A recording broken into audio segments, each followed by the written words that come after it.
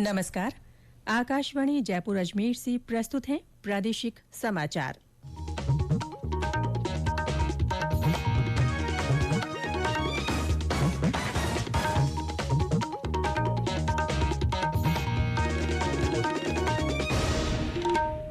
मुख्य समाचार।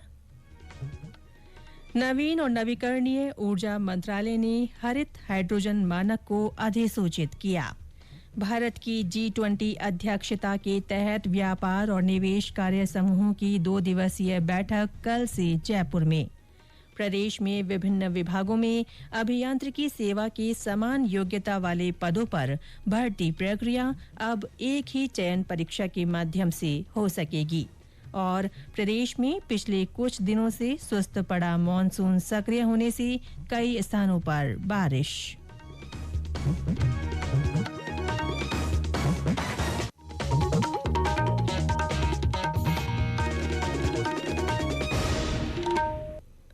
समाचारों के साथ मैं रितिका गुप्ता। और अब समाचार विस्तार से। नवीन और नवीकरणीय ऊर्जा मंत्रालय ने हरित हाइड्रोजन मानक को अधिसूचित कर दिया है। इसमें इलेक्ट्रोलाइसिस और बायोमास दोनों तरह की हाइड्रोजन उत्पादन प्रणाली को शामिल किया गया है। मंत्रालय ने सभी संबंधित पक्षों के बाद निर्णय लिया है कि हरित हाइड्रोजन की परिभाषा में जल शोधन, इलेक्ट्रोलाइसिस, गैस शुद्धिकरण, ड्रॉइंग और हाइड्रोजन कंप्रेशन से उत्पन्न ग्रीन हाउस गैस शामिल होंगे। अधिसूचना में कहा गया है कि हरित हाइड्रोजन की माप, मॉनिटरिंग, स्थल पर सत्यापन और प्रमाणन के तौर तरीके का निर्धारण मंत्रालय करेगा। हरित हाइड्रोजन मानक की अधिसूचना से देश में हरित हाइड्रोजन समुदाय को लेकर स्थिति स्पष्ट हो गई है। इस अधिसूचना के साथ ही भारत उन चुनिंदा देशों में शामिल हो गया है जिसने हरित हाइड्रोजन की परिभाषा निर्धारित कर दी है। G20 स्वास्थ्य मंत्रियों की बैठक कल गांधीनगर में परिणाम दस्तावेज को सर्वसम्मति से अपनाने के साथ संपन्न हुई।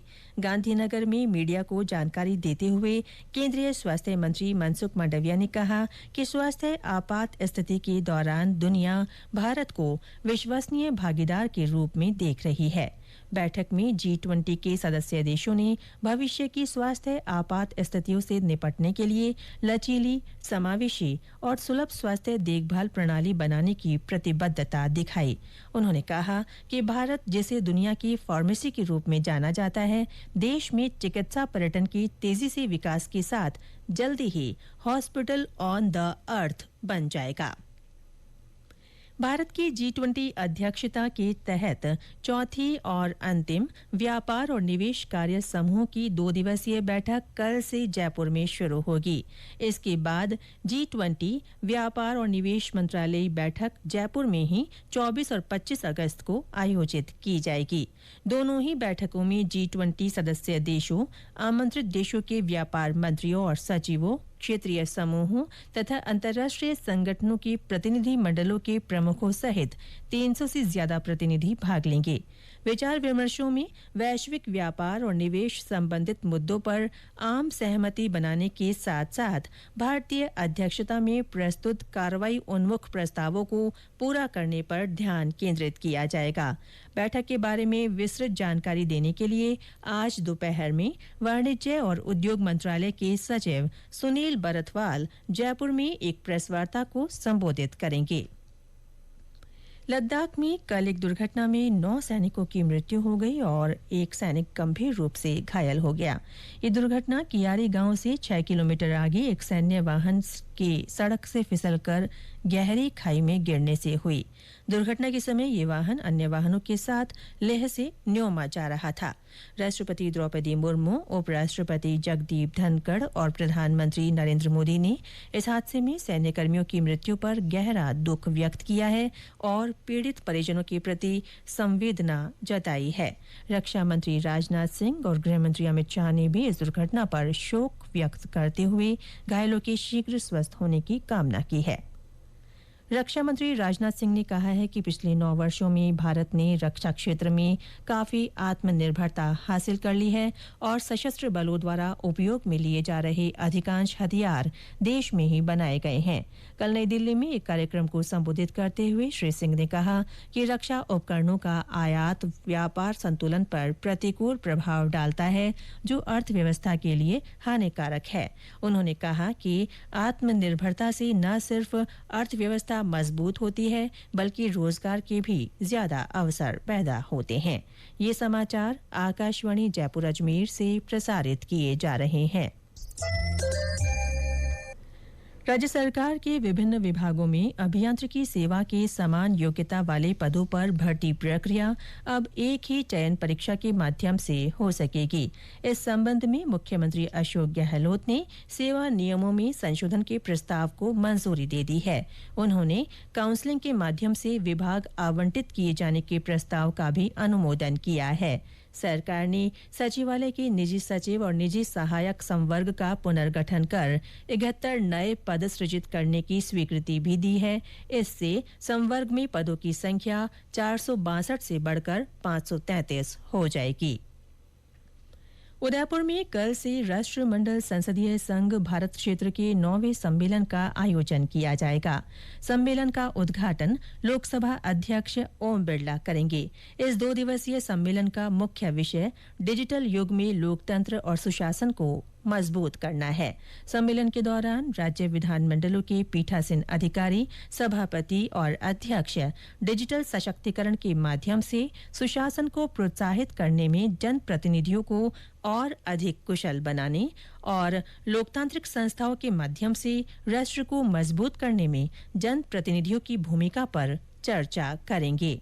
सम्मेलन का समापन उपराष्ट्रपति जगदीप धनखड़ के भाषण के साथ होगा। पूर्व प्रधानमंत्री राजीव गांधी की जयंती आज सद्भावना दिवस के रूप में मनाई जा रही है। इस अवसर पर विभिन्न कार्यक्रमों के माध्यम से उन्हें श्रद्धांजलि दी जा रही है। कई जिलों में गोष्ठी और पुष्पांजलि कार्यक्रम रखे गए हैं। रेलवे की ओर से रामदेवरा में आयोजित मेले में यात्रियों की सुविधा को देखते हुए भगत की कोठी मेला स्पेशल रेल सेवा का संचालन किया जाएगा। इस रेल सेवा में 8 साधारण श्रेणी और 2 गार्ड डिब्बे सहित कुल 10 डिब्बे होंगे। ये रेलगाड़ी कल से 30 सितंबर तक चलेगी। भगत की कोठी से ये रोजाना सुबह 10 बजे रवाना होकर दोपहर 1:30 बजे रामदेवरा पहुंचेगी और रामदेवरा से दोपहर 2 बजे रवाना होकर शाम को 5:30 बजे भगत की कोठी पहुंचेगी। इस ट्रेन का ठहराव जोधपुर, रायकाबाग, ओसिया और फलौदी स्टेशनों पर होगा। प्रदेश में पिछले कुछ दिनों से सुस्त पड़ा मानसून कल सक्रिय हुआ और कई स्थानों पर बारिश हुई। सवाईमाधोपुर में कई स्थानों पर तेज बरसात से सड़कों पर पानी भर गया, जिससे आवागमन बाधित हुआ।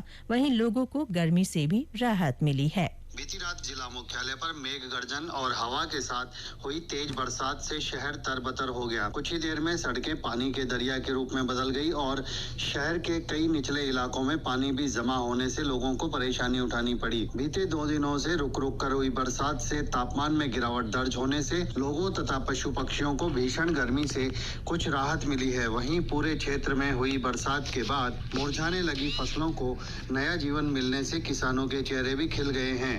सतीश वर्मा, आकाशवाणी समाचार, सवाईमाधोपुर।